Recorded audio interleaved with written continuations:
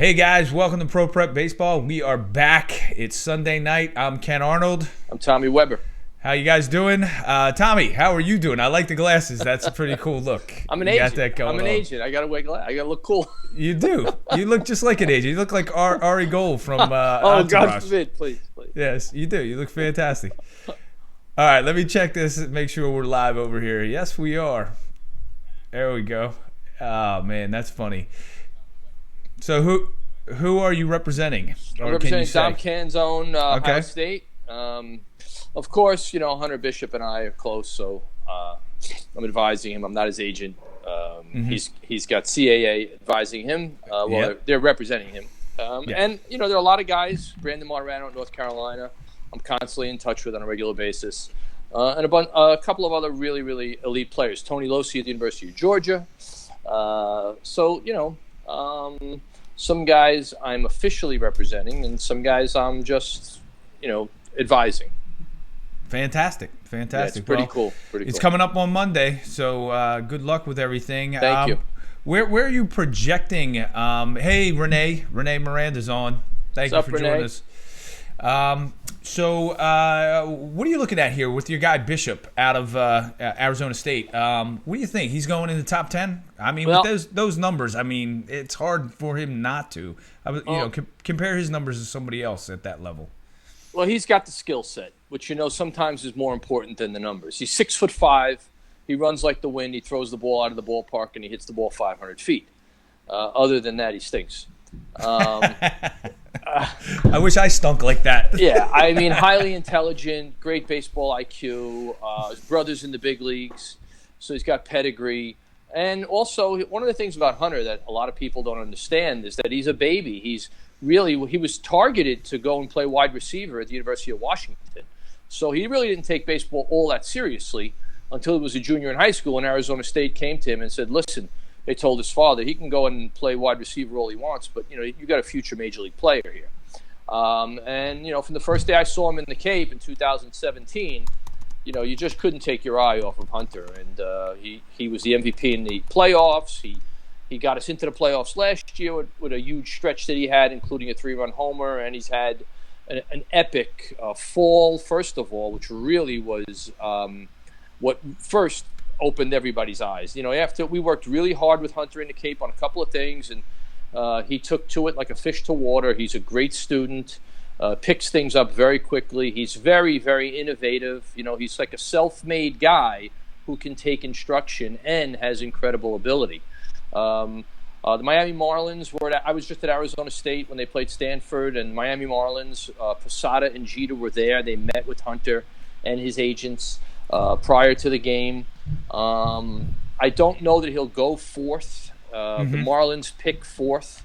But I could see him going as early as 5 or 6, and I don't think he'll be there at 9.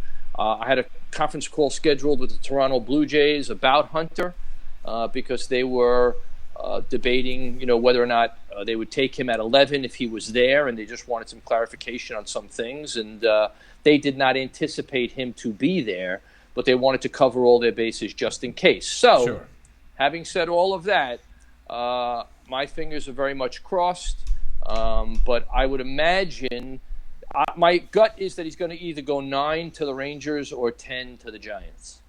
Okay. I mean, whoever gets him they're picking up a great player. I mean, you just watch that guy's videos that the Arizona posts or that are on YouTube, and he is just phenomenal. He crushes the ball, like you said. His swing is near perfect.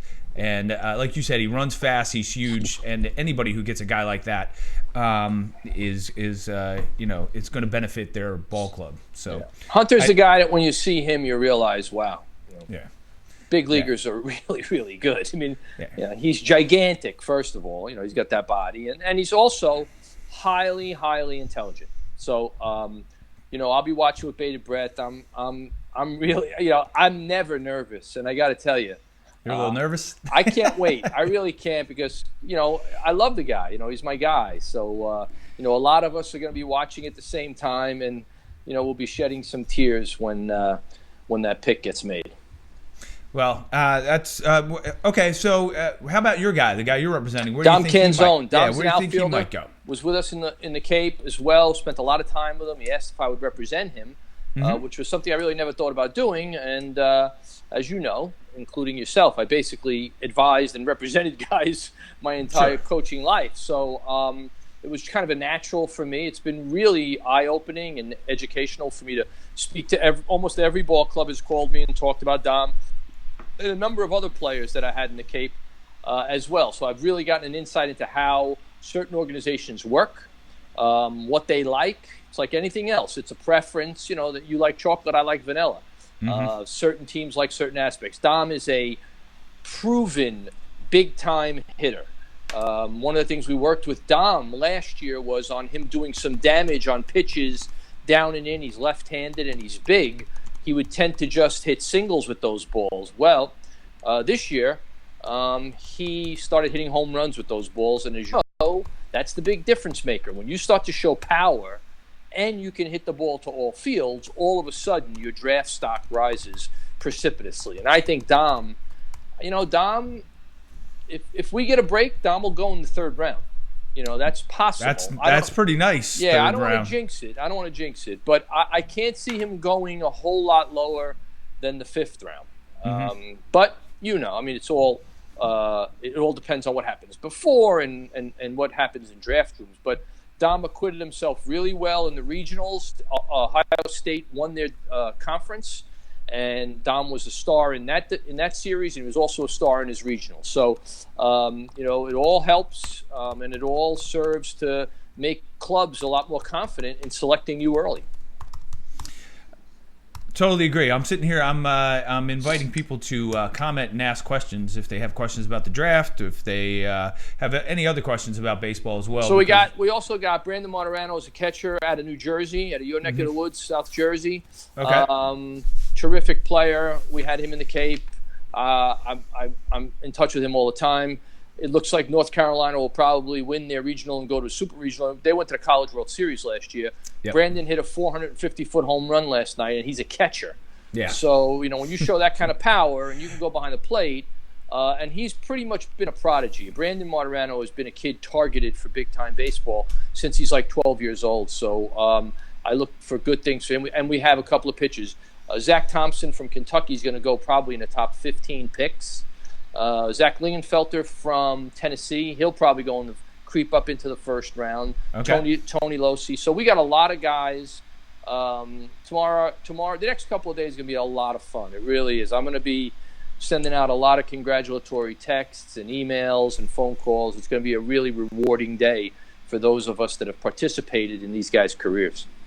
And it always is when you get guys that you've worked with for so long and you see them take that step up to the I remember where I was when I got a phone call on an early morning in 1991, and I might have actually been a little hungover, but who is calling me at this hour of the day? And whoops, sorry. I remember that. That was the beginning of having Ken Arnold call you up and saying the Cubs are going to sign me. That was a really great, rewarding day for me because we spent so much time together, and I was hoping against hope that somebody would take a deserving player like yourself, and they did. And you know what? You proved them all right. You spent a long time playing, and I'm sure nobody regrets having signed you, and that's really all you can ask for. Well, I enjoyed doing it for the amount of time that I was there. And, I probably could have stayed in the game. I probably could have become a coach and, rode the buses. Sure, but that just wasn't where my head was at the time. I wanted to be at home with my young kids. I had a 1-year-old, and my wife was getting ready to have another child. So I was like, I'm going to spend time at home with the kids and be there for her. So, and it's also a hard decision to make when you're fresh out of playing. It's tough because you're worn out, and mentally and emotionally you've given it everything. And when it ends, it's hard to say, yeah, I'll stay around. Maybe if you had a year to sort of think about it and nothing else changed in your life, you would have gone back into it. But it's hard to do that. But you know what? It was a great run. Great run. Yeah, fun. Yeah. And if you take a look at it and you really think about it, I met all these great people doing it. Right. I saw a lot of different places. I saw most of the country, and I met my wife, and now I have 5 beautiful kids, and we have a great life together. So yeah, that's it's not a bad thing. Baseball has given me a lot, and and it all goes back to somebody giving me a chance to go to Wagner College to play there, Right. where I met you and where we worked, and then I got to play in the college summer leagues, and then I moved on from there. And the which was ball fantastic. that hit you in the head in the dugout, not killing you. Yes, because that could have killed me. That 4 could've killed inches, you. How 4 was it inches killed you? lower, I'm a dead man. People have made fun of my head my entire life, okay? You get hit square in the head with a BB fired into the dugout, and you don't even flinch. I mean, come on. Well, some people seem to think that's what's wrong with me now. Well, right? okay. Yeah, we know. They're like, and that explains it all. Now we know why Ken's the way he is. Oh, boy. Oh, sorry. All right. Hey, so let's get into talking more about so we played in a tournament last week. Let's get into talking about tournament baseball here. We'll come back to the draft a little bit later. But tournament baseball, Tommy, I'm going to tell you right now. It is a sham at the highest level. Are you kidding me with these tournaments? Like we're in a silver division, right?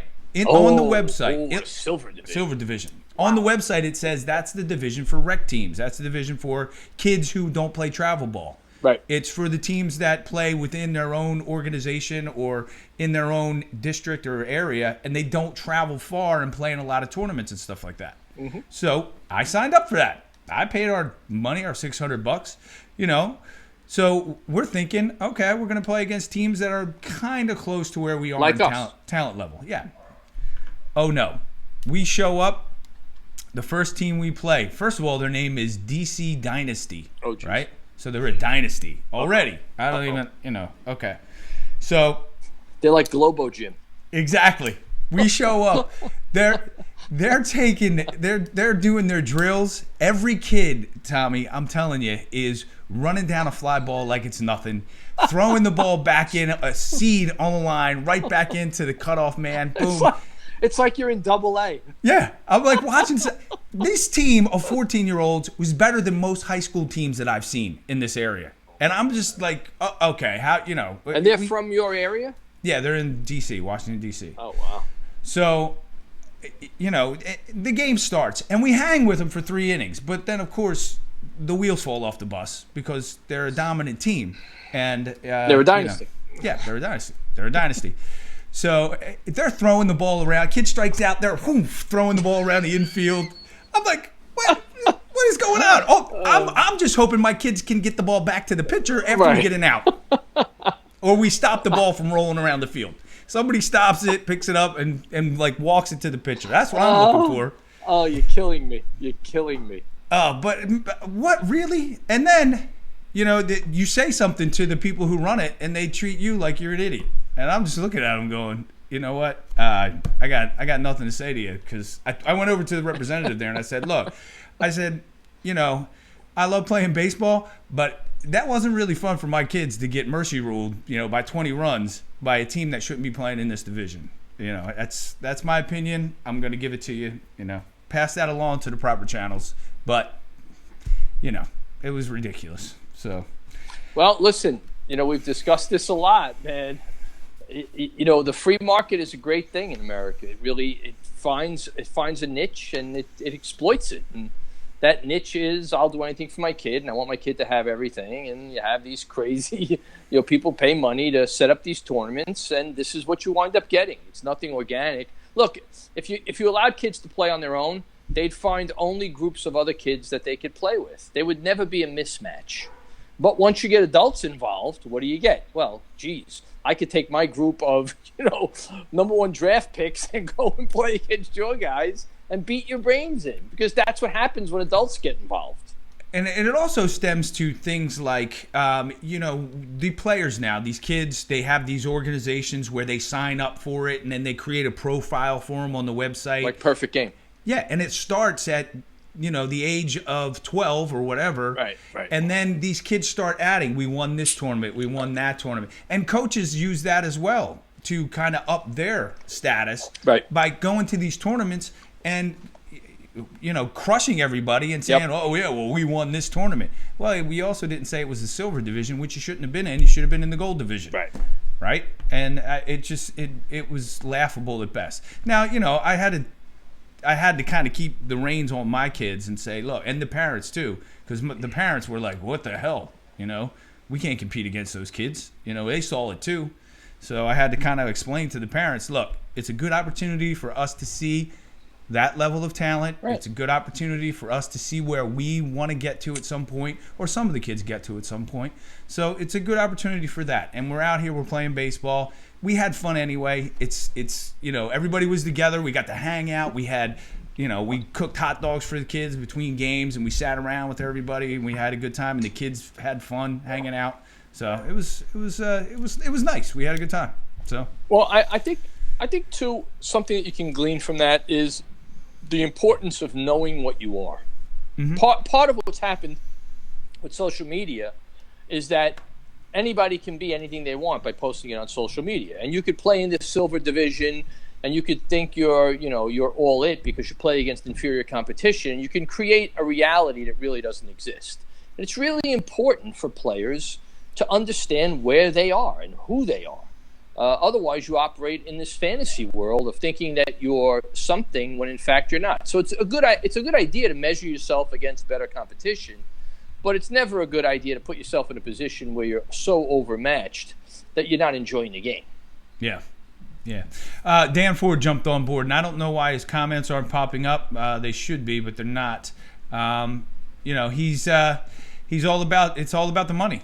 Essentially, Dan, you're right. It is all about the money, and these teams get in, but it's also about their status too. They want to use that. We've won this, and this tournament, and they want to put it on their resume or whatever it is. I talk to Danny Ford a lot. His kid's an elite player, so he gets to see it from a unique perspective. Mm-hmm. And the reality is that it's only about the money, but the money comes from a source, and the source is a parent.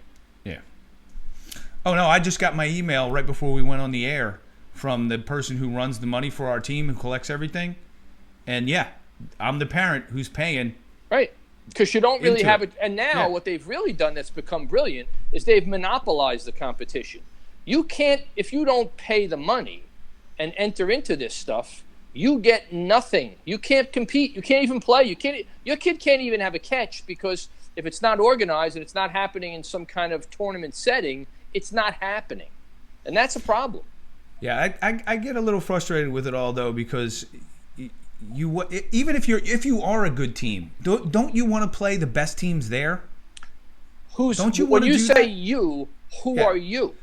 Yeah, well, like the team we played, and we got our butts kicked. We had to play them twice, by the way. Right. In the tournament. I'm sure the kids would like to play good teams, but they are run by adults who are morons and who have an ulterior motive and an agenda. I guess they want to beat up on somebody that's a mismatch. To me, that's no fun, but then this guy gets to put it on his social media that he won the silver division. Yeah. Maybe they'll get a T-shirt. Well, they'll get championship rings. Whatever. They'll get rings for winning the silver division. Yeah, but I would like as a coach myself, I want to play teams that it's going to be competitive. I'm going to be competitive against. I'm going to be, I don't want to stomp everybody. If your motivation was developing young players and trying to make them better players, yes, you would want to do that. If your motivation is to be the king of 12U, then or 13U, then you're going to have a different modus operandi. The other day we had a regular season game. And my team's starting to come together. We're starting to play a lot better in our division, right? The beginning of the season was really shaky. We couldn't even catch a fly ball. We couldn't throw a strike. Now my top 2-3 pitchers, they're starting to throw the ball over the plate. Right. We're starting to catch the ball. We're starting to make better throws. We're hitting the ball really well. We're running the bases fantastic right now. And we were playing against a team that we played them early in the year, and it was a more competitive game. But later in the year, we essentially killed them because they just didn't get better. And you can say it's coaches, you can say whatever, but you see that all the time at different levels. And it was a boring game because we were, constantly scoring runs, and the other kids, you can tell it wasn't fun for the other team. And I took my foot off the gas, but Right. of course I got other parents and other coaches going, why aren't we running here? Why aren't we doing this? Really? Do we need to steal bases? They can't stop But that us. answers your question. Yeah. I said, we're up by 15 runs. Why are we going to steal more bases? We got to get 20, 25 runs? The score is going to be 15-0 right now. You should tell them, because I've been in the other dugout and I Yeah. know that feeling. Many times. Obviously, you haven't. Yeah, I've been in the other dugout, and I've doesn't been on feel the end. good. It stinks. It's Right. terrible. Yeah, so.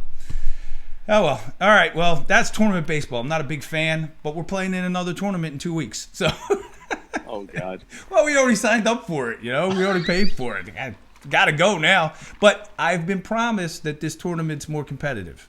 Okay. We'll see. We'll see. We'll see. We'll see. So, yeah, we'll see. The head of the tournament even called me prior, and he asked me to give him an evaluation of my team and, what I thought. And I told him the truth. I said, look, it's a rec ball team. We've never played in a tournament before until the one we just got our butts kicked in. And, and he goes, oh, well, you're in the right division then, because this is the tournament where, it's a rec league tournament. And I said, yep, hallelujah. We'll be there. So, and my best pitcher can't go because he's too old. He's a week too old. Just take note of how much time and energy is spent complaining about all this stuff. That in and of itself tells you how toxic the climate is out there in youth baseball. It's insane. It's youth baseball. It's youth baseball. It's insane. But and the know way what? the parents on the other team, the DC's Dynasty team, were technically, yelling. I'm not supposed to be talking about this because You're an agent I'm now. a player agent. That's right. You're an agent now. Oh, God. So boy. who did Danforth said? Yep. All right. So Dan Ford says, yeah. So the organizations that are setting up these tournaments are requiring the players, or the ones that rank the players are requiring them to play in their events too, as well. So, I'm sure. Yeah, that makes sense. It's a money making machine, Right. Ford. I put you in a become headlock ridiculous. and I pick your pocket. That's Yeah, what it is. That's what they're doing. So, all right, something interesting came up this week, Tommy, and I want to get your opinion on it. There was a high school player, really good, but he's going to forego playing college here, and he's going to go to Japan to play in their professional league. So, what do you think about that? Now, I'll give you my opinion, but go ahead. Well, what he's really doing is foregoing the draft. Yeah. That's really the important thing. The high school, college is one thing. I mean, if he could go to college, but obviously he's not going to get paid. Yeah. His feeling is that he's got to wait 6 years at least to get paid in Major League Baseball. So why not take $1 million a year in Japan right now for 5 years, and then in the 6th year come out and be a free agent. At that point, you'd be eligible to be a free agent. So he would not have to go through arbitration. He wouldn't have to make the minimum. He's basically betting on himself, but he's doing more than betting on himself because he's taking a lot of money right now, and there's that's a lot of money. That's life-changing money. $1 million a year for 5 years, and if he's still good, they're going to throw boatloads of money at him. In 5 or 6 years, every major league team will post and try to sign him.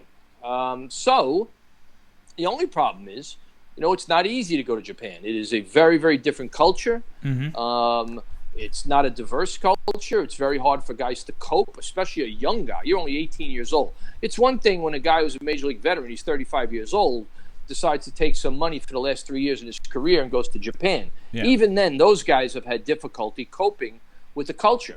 From a purely financial point of view, I tell you what, it's not a bad idea. If you can take the way the Japanese play the game, it's a much more rigorous game than in the United States. Far more practice time. It's really grueling. Well, you know what? Then I got no problem with it. Well, that's what I like about him going to Japan is he's going to be fundamentally sound when he comes back out. Absolutely. And when he gets here, it's going to seem like a walk in the park almost compared to what they'll put him through in Japan as far as preparation and learning the basics of the game, the fundamentals of the game. And to be honest, he's probably going to be a better player for it, and he's going to get paid for it. So I think the important thing in this kid's career is what happens when, not if, he stumbles, because the way they treat you in Japan is far different than the way they treat you in America. Mm-hmm. Are you going to be able to cope with the manner in which they address when you don't play well and when you don't pitch well? I think that's going to be a big stepping stone for him and a big hurdle for him to have to get over so that he can last 5 years. It's not going to be easy. He's going to make a lot of money, but it won't be easy. Yep. Well, overall, I think it's good. Now, is it going to be common? We got to wait and see if it's going to be a common thing to do here. And I guess he's kind of the litmus test to see if that's going to work out in the long run. Look, it's difficult enough to determine who can play 5 years down the road conventionally. Mm-hmm. I mean, like the draft is a really hard thing to do. It's hard to bet on future players, especially pitchers, especially young high school pitchers, 18 years old. A lot can go wrong. So it's even made more difficult when that kid is not in the United States. You're keeping an eye on him. You're developing him your way. But he's getting the money and he's betting on himself. So it's going to be very interesting to see if this becomes a trend. Well, we're going to find out. But as of right now, I like the fact that the kid's going there and he's going to get that kind of training, and we'll see. I don't know. I've never seen this kid in an interview. I haven't seen how he acts with people. I don't know. I don't know what kind of kid he is really. So, I only know that he's doing this. He's going to Japan. I don't know his makeup. I don't know any of that. So, but it's interesting. It's interesting, and to see that happening, and to see if because basketball players are doing it too now. By the way, a kid just signed with New Zealand and went over there. He's going to New Zealand for a year, and then he's probably going to come back here. But when you have such disproportionate amounts of money, we're not talking about a kid making $50,000. Yeah, he's going to make over $1 million a year. He's making millions. It's a lot of money. It's not something to sneeze at. So I think that it's interesting. I think it's interesting. You know what I think is interesting? Carl Feldman just joined the feed. His name popped up on the line. Hey, Carl Feldman, how you doing, man? Carl Feldman, my God. What's up, buddy? I love it. I can see who jumps on. This is fantastic. So, hey, Carl. It is great. One of the all-time greats. I love Carl. We had a lot of fun back in the day at Whiting College. We did.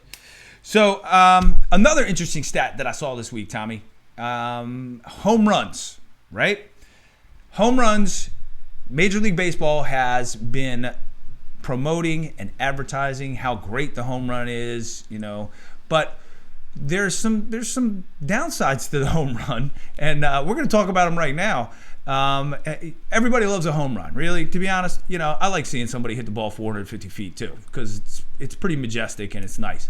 But in the past 9 years at the Major League level, who has the most home runs in Major League Baseball? Oh, I know. I know you know. Go ahead. Tell us.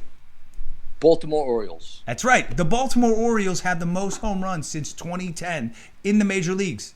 How many World Series have they won? None. How many times have they had a winning record? Maybe none. None. They stink. They're terrible. Yes, but why are people constantly in love with the home run, hitting a home run, when it doesn't equate to wins? It doesn't equate to championships. It doesn't equate to, as you said it, putting butts in the seats. What's the thing? Well, I think baseball. I've said this before. I think baseball made a bad bet, and it really it has contempt for its audience, because I don't think people do love the home run. I think that's a fallacy. I think people like action. I think people like interesting games. I think people like games that are paced well. I think people like stuff that's interesting. I don't believe that the home run is your savior. I really don't. The home run's an action killer. The action stops when there's a home run. Obviously, you need home runs in the game, but the notion that home runs bring people into the seats is ridiculous. As a matter of fact, if you look around Major League Baseball, never have guys hit more home runs, and attendance for some franchises is dwindling dramatically. So there is no correlation, in fact, between fan interest and the home run. Now, Major League Baseball keeps doubling down on the home run because it really can't do anything about the way the game is played on the field. I mean, what are you going to do? Unless you tell people to retrofit the ballparks and make them bigger so that Yankee Stadium, every fly ball is not a home run. Yeah. In places like Texas and Camden Yards where you could throw the ball from home plate over the center field fence. Yeah. Mm-hmm. There's really not a lot you could do. So Major League Baseball is sort of stuck with a bad hand. It's stuck with a product that it's trying to tell you is great when, in fact, people are less and less attracted to the game. Look, we've both been involved in the game our whole lives in one shape, manner, or form. And I have never heard the conversation about the game be more about its watchability. It's how I can't tolerate the game. I can't watch 5 innings. It takes too long. Well, they're seeing more home runs than they've ever seen, and more people are telling me they can't watch a game. Yeah. So obviously, the home run is not what attracts people to a ballpark. Absolutely not. But like I said, I'd like to go and I like to see Gary Sanchez hit one 440 feet. I like that. I like to see Brett Harper turn on one and rip it down the line. And he did last night out in L.A. He hit a shot to left center field that was to tie the game in the 8th inning. So home runs are great in that sense, but it doesn't equate to wins. It just doesn't. And you have a team loaded with home run hitters, guys that hit 20-plus home runs, doesn't mean you're going to win a championship. Now, the Yankees this season, on the other hand, and the Twins this season, on the other hand, are both leading the league. They're up at the top. Minnesota's leading the league, and then the Yankees are right behind them. But they're both leading the league in home runs, and they're both leading their divisions. So there is a good chance somebody could, prove us wrong. And win a championship by hitting the most home runs in the league. Well, there's no downside to the home run from your team's perspective. If every guy hits 35 home runs, that's great. But that's not what's happening with the Yankees. The Yankees, in fact, are interesting to watch. They have a lot of young players. They have a lot of guys who otherwise would be journeyman-type players who have pitched in, and they've played a lot of exciting baseball. Mm-hmm. I've never seen a Yankee team in 10 years at least run this much, have to keep the ball in play, have to tread water, and all of a sudden you look back and they're like 31-10 in their last 41 games. And why do they have to do that? Because they lost a lot of their stars who just rely on the one big swing. Here's an interesting question. How valuable really is Giancarlo Stanton? What fan wants Giancarlo Stanton back in the lineup? Would you? I certainly wouldn't. No. Giancarlo Stanton is a one-trick pony. He's got a DH. Mm-hmm. So once he DHs every day, you lose a lot of your flexibility. Mm-hmm. You've got to get rid of a really good player because now you can't use him as the DH every once in a while because you got this guy as the DH. So although he may hit 40 homers, he hurts you because you can't use that slot to get somebody else at bats, and he can't play the field. What are they going to do with LeMahieu? I don't know. That guy's really good. He's killing it right now. He's a very good player. Yes, solid player all around, and I don't expect him to diminish, And because of the way they use bullpens now, where you need 20 pitchers in the bullpen, you can't keep the kid at third base who's been tremendous for defense and let him play sparingly because you only have basically one spare player aside from a catcher sitting on your bench. Yeah. It's crazy. It's crazy. What's going to happen when these players start coming back for the Yankees? I don't know what they're going to do. I mean, like you said, as a fan, I like the team that's out there right now. Let them keep playing. I'm on a roll. Let's go, man. Let's go. I ride the hot hand. Exactly. I don't tempt fate. I don't care who's playing. I just care that we're winning. That's what Boston did last year. They rode that hot hand. They got hot, they were hot in the beginning of the season, and they stayed that way the whole season. And they essentially have the same team this year. But they're not hot. Who is Steve Pearce? Who is this guy? He had a great season last year. Right. Fantastic. Right. And they carried that momentum and won. Right. So Renee jumped on. He said, "So is Gio and Taro." I don't know what that means. They're strippers, I think. I think they're strippers. Gio and Taro, or strippers. Sound like that's strippers. Right. That's right. They're at that Newark club. Yes. I've been there. Yeah. I've met them. I've given him all my money. So, all my ones. Ding, ding, ding, ding. See you later. I'm not Yankee savvy enough Who is Yes. Gio and Taro? Yeah, I don't know. Renee, who's Gio and Taro? Help me out, man. So he'll comment. He'll get back to us. All right. So what do you think about colleges playing in the summertime? What do you think about that? So some guy came on from West Virginia, I think it was. I don't remember what. Yeah. But he said, the reason why that college baseball doesn't bring in any money and they're cutting their scholarships and they don't have any money to do anything and college programs are fading away is because they have to play when it's freezing cold and they can't get people out to the games. Now, I kind of understand that because we played many games, New York Tech freezing your butt off and the ice is coming down the mountainside there. Those were cold games. Nobody came. But playing into the summertime like that, now you're overlapping into the minor league season, and it causes all this other mess. So, what do you think? First of all, the minute you play in the summer, you lose your student body, which comprises most of what big-time schools attract. You get all your students during the year come to their games. Second of all, I just don't know that college baseball is attractive enough so that you're going to get all of a sudden crowds to go watch LIU play St. Francis. Well, not St. Francis, not a program, but I mean, who's going to go? Somebody you think you're going to fill the ballpark when Fordham plays Fairfield? I don't think so. I think to me, it's like women's basketball. There just isn't enough interest, and you can do whatever you want. You can move the schedule back. You can go further into the summer. Logistically, how does that work? What do kids have to stay on campus all summer? The additional cost.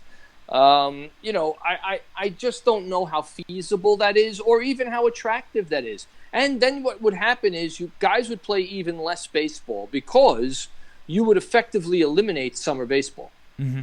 Summer leagues would be over. Yeah. You wouldn't have Cape Cod League. The Cape Cod League would fade away. Kids would literally play 50 to 60 games a year, and that would be it. Yep. Dan Ford said that there's a movement to have a North season and a South season in college. That would be interesting. That would be weird, but interesting. Look, we know that. It's been done this way for years. We knew that. We know that going in. You play at Wagner College, you're not getting outside until mid-March. You're just not. Yeah, I just don't know that they are.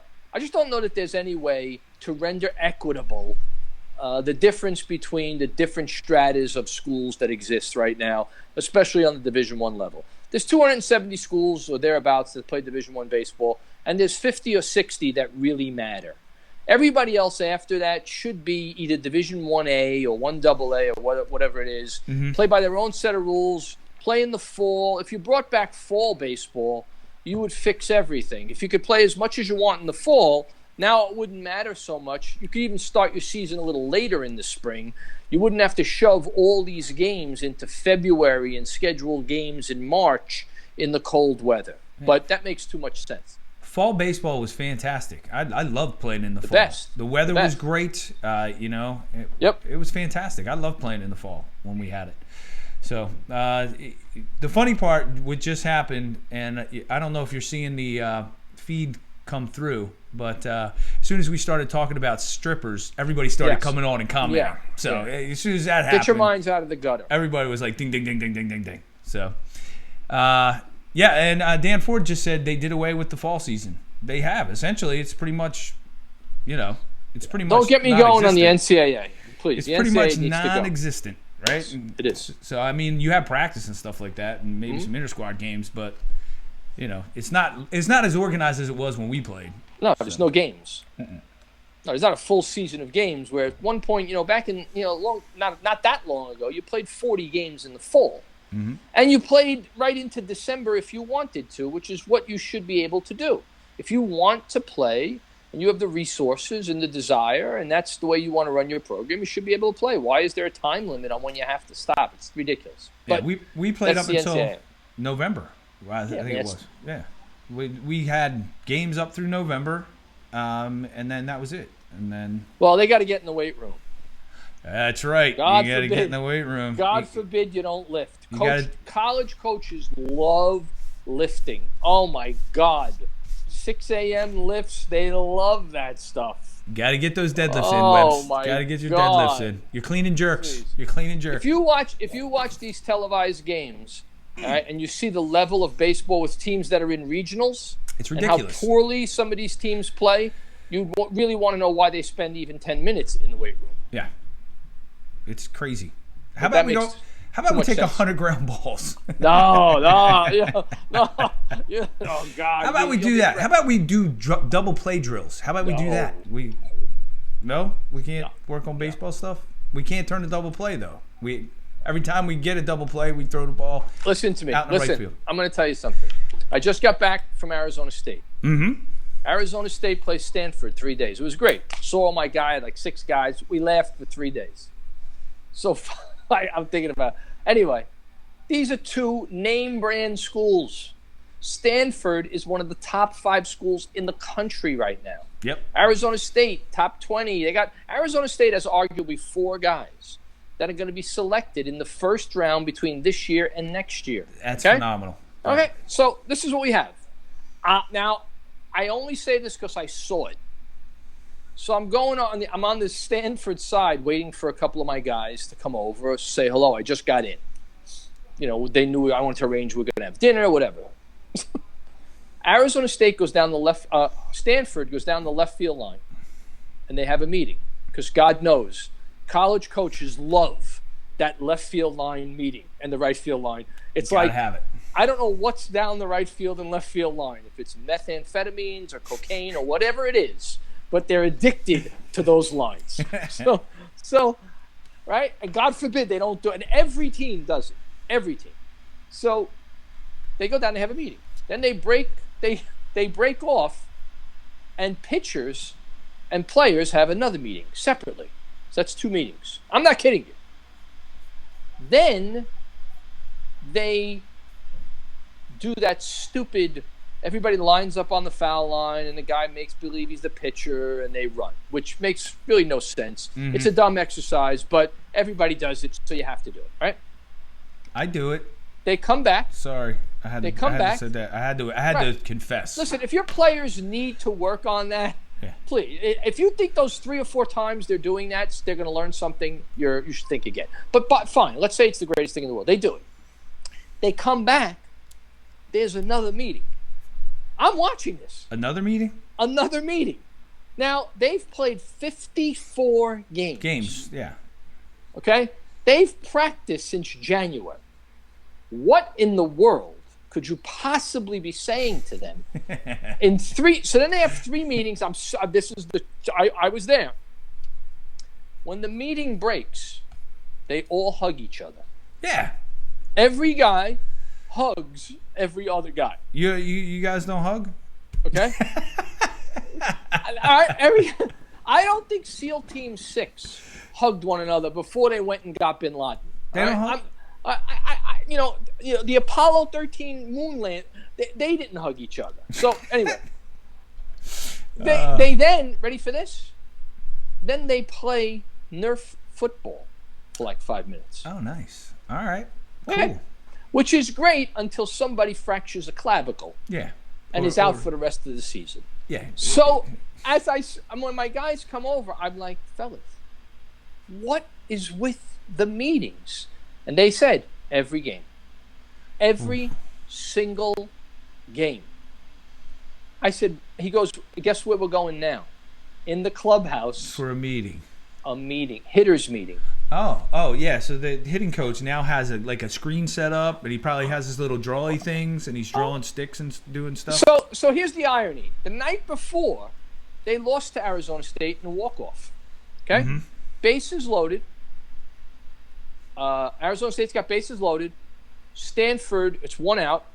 Stanford brings the corner outfielders come in. So I'm watching the game, and I realize the center fielder is playing like regular depth. There's no way if the ball's hit to him, he could throw the runner out at the plate. Yeah. No way. And I said to myself, well, I didn't say it to myself. I said it to the people around me. So for all the charts and all the meetings and all the data and all the coaches, and by the way, everybody's always writing something down. I don't know what they're writing, but they're always writing something down.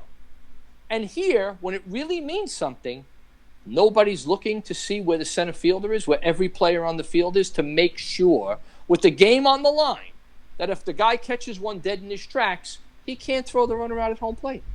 He didn't have a little card in his back pocket he could pull out? Oh, hey, they have cards. Everybody's okay. got a card. I'm sorry. Everybody's got some instruction manual. You know, it was like when my grandmother used to send me to the pork store with a list I used to hand to the guy, I guess. Yeah. I couldn't believe that's over 200 meetings. What could you possibly be telling your players? I don't know. Maybe they're talking about not baseball. I don't know. Probably Oh, not. believe me, this guy's right out of Central Casting. Fit, and here's the other thing. No smiling. No smiling. Was he leaning slightly forward? Yeah, he's like, no, he wasn't. He wasn't. He wasn't. But he was about to. He was about to. This guy looked like he was right at, like, very military, Yeah. fit, dark hair, good-looking guy, standing at attention. And I'm thinking to myself, they just played the night before. What could you – and they had a meeting after that game. Yeah. What could you possibly be telling them? I don't know. So to go back to that tournament that we were in, the other team, the Dynasty, they were yelling out numbers and they were doing colors, numbers, all kinds of stuff. And I'm sitting there thinking to myself, I'm going, there's only a certain amount of things you can do in this situation right here. No. How are you trying to fool me right now? That's what I said. I said. I'm like, okay, you said those numbers twice. I already know what number is the hot number. I asked my guys, was there a rule change that I'm not aware of? It's now 4 outs or 5 balls. Like, something fundamental had to have been changed to necessitate 4 meetings after batting practice and then a meeting in the clubhouse. Come on. You know what that is? I'll tell you what that is. That's infantilizing your players. And that's telling them you don't trust them and that they're not good and that they're stupid. That's exactly. And these guys, think about it. These are the best players in the country. Yeah. You should sit back and say, guys, you know what? Today you run the team. Yeah. Because they could. Yeah, they could. And I'm coaching third base, looking at this guy from the dugout calling every single pitch for his catcher, who, by the way, the catcher was really good. He was good. He received the ball well. He had a great arm. He had good footwork. And you're not going to let this kid run a game? You're not going to let him make his own decisions? Come on. I was like, I let my kid on my team make his own decisions. He looks in the dugout at me and I go, you call it, go. And then if he makes a mistake or he does something that's not great, then we talk about it. And we say, hey, well, what could we have done better right here in this situation? I don't understand that. The game is in dire need of some fundamental changes in the manner in which people coach and participate in a supervisory capacity in baseball. It really is. It's never been, I'm telling you, for all the information, for all the social media, for all the exchange of ideas, for all the progressive ideas, coaching in the 21st century is regressive. It really conspires against the success of the players. It's and bizarre I'll say to watch. that at almost every level. It's bizarre to watch. Weber, the other day, the game, remember I told you the team who didn't get better, from the beginning of the season to now, we played them again. I'm still watching the kids in the field do the same mistake. And we've talked about this many times before. Every kid was out of position. College games, same thing. Everybody's out of position. Yeah. I'm looking out in the field going, why are you standing there? Why are you over there? What's going on right now? Not even in the proper position. So maybe we have some coaches out there. So here's something that you should do until you should take this to your grave. There's no such thing when there's a runner at third as halfway. That's like being half pregnant. You either play up or you play back. One or the other. You don't play in between. Because in between, especially when the bases are loaded, there's no harder way to make the double play than when you're up just a foot or two too close. Now everything is moving sideways, as you know. That's a very difficult play to execute. And you're too far back, so now you got to make a choice as to whether or not to go to the plate with the ball. Baseball's a great game. You know why? You can't have it all. Can't have it all. So you either bring your team up to the grass or you play back for the double play or for the out. Yeah. That's it. I see it in college all the time. They're so insecure about making a decision. No, go 4 feet in, no, a little bit further back. So now you're in no man's land, and I'm telling you right now, nothing good ever happens when you're halfway. Nothing. Totally agree with that. Now, I want to give you a scenario we had the other day. I almost lost my mind on my own son. Well, I kind of did.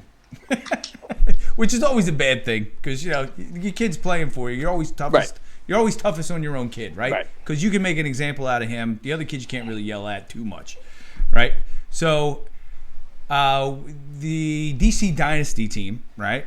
They have the bases loaded. And they're up by a run. It's 1-0 at this point, right? But I know we're not going to score many runs. So what do you think I do? Bases loaded. I bring my infield in. I bring them up. Boom. I got everybody in. And I say to them right before the ball is thrown, if the ball is hit to you, throw the ball home. I yell it out. And everybody looks at it and they go, all right. They give me the, I got it. Next pitch, line drive, one hopper right to my son. Now he makes a fantastic backhanded play. Boom. He picks it up. He looks home. And then he goes like this. He throws the first base.